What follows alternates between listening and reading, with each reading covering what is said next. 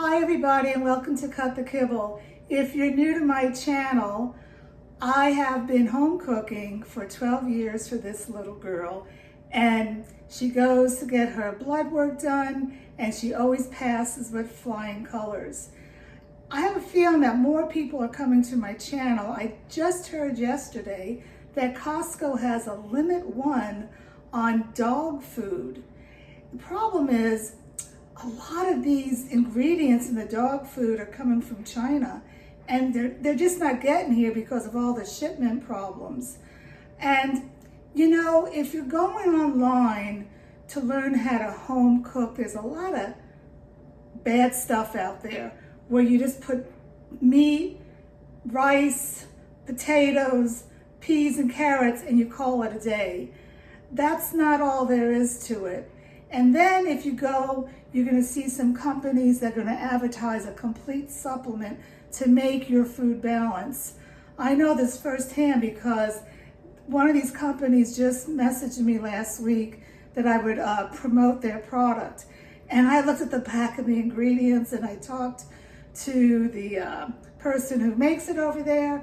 And I said, where is this coming from? And they said various countries in the whole world. You don't want to hear that. You want to know what's going in your dog food.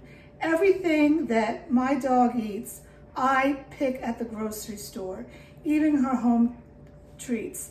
So I have over 400 recipes. You can go in my playlist and it's sorted by treats and by proteins. Today I'm going to make a turkey recipe. So let's get started. Oh, and if you want to have a one-on-one consult, message me. I do that as well. All right, let's get cooking here. Okay, in here what I did, I have 2.5 pounds of ground turkey. You do not want turkey breasts. Dogs need fat. And to that I have 1 zucchini that I grated. I have some ginger that I grated, and I have some garlic that I hand pressed in. You want to press it in to get the oils, all right? And I cooked that up together, and now I needed to put that on the side because now I'm going to add the other ingredients. My food processor, I think it's like a 12 or 14 cup, but I can't put all this in there at once. So now in here I have, this is a total of, well, it says like 1 cup. It's butternut squash, asparagus, and pinto beans that I put in the slow cooker. Now, I don't give beans all the time, but Bella gets like 6 different proteins, so she only gets turkey once a week, so that's totally fine. You don't want to give beans all the time because beans can block the dog's absorption of taurine, which is needed for a healthy heart. All right, and this little girl needs to have a little treat. I'm going to give her some heart. Speaking of heart, yeah. And I'm going to give her, well, I'll wait for a little bit. So anyway, now in here, I have a can of sardines that was soaked. It was packed in water. I have 3/4 cup of blueberries. I have around 3 ounces of beef heart, maybe 4 ounces of beef heart, and 2.5 ounces of beef liver. If you can't get heart, this little girl didn't get heart for like the first 10 years of her life, but you gotta do the sardines and you gotta do the beef liver.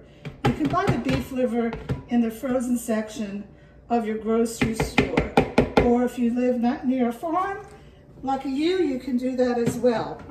I forgot to tell you that I did add to the turkey after it cooked the calcium. You must add calcium when you are home cooking.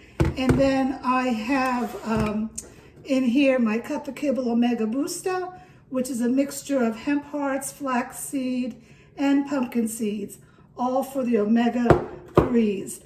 The problem with kibble, these dogs having kibble, they're having too many omega-6s, and that's causing inflammation, which is causing the dogs to have ailments, as far as cancer too.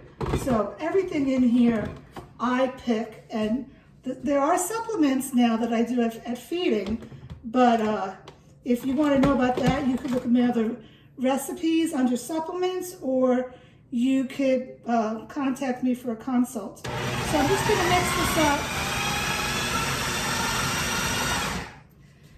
And now all I'm going to do is mix those ingredients in with the turkey, and then I'll show you how I pack it. Okay, basically I'm going to weigh it out. I weigh my food. Bella gets 4 ounces twice a day, and I'm going to put them in little patties and put them in the freezer, and then when they're hard I can put them in a plastic bag so they don't stick together. And it's a must. You want to have a food processor. Why? Because you want all those ingredients to be mixed all together, okay? Especially the calcium. And by you using a food processor, you're pre-digesting the food for your dog, so your dog doesn't get acid reflux and other digestive issues. So I always have done this with the food processor. And there was something else I wanted to say. Oh yeah, so after you're freezing everything, you want to label everything. You want to put the protein name and the date, and you want to store it in your freezer. If you're going to home cook for your dog, you need a food processor, you need a food scale, and you need a freezer. So let me go ahead and mix this up, and then I'll show you how I package it out. All right.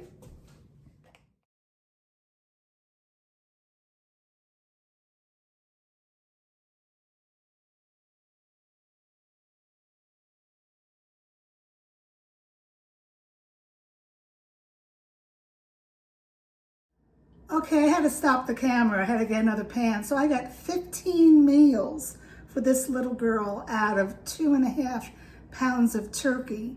Now, I'm not gonna have to cook turkey for like 3 months because she only gets turkey once a week. That's the benefit of varying your proteins. Not only is it good for your dog, but it's good for you because you don't have to cook as much. The only thing that I cook every week are eggs, because she gets eggs every morning, and I add the various vegetables, etc. You got to be careful. You don't want to add rice or peas or white potatoes. You want to add low starchy vegetables. I'm going to put this little girl down. Anyway, it's really easy, but I've been doing it for 12 years. I've taken a nutrition course and I've done a lot of research. But at the beginning, it could be a lot, but I'm here to help you if you need it. And follow me on Instagram too, at Cut the Kibble. All right, take care.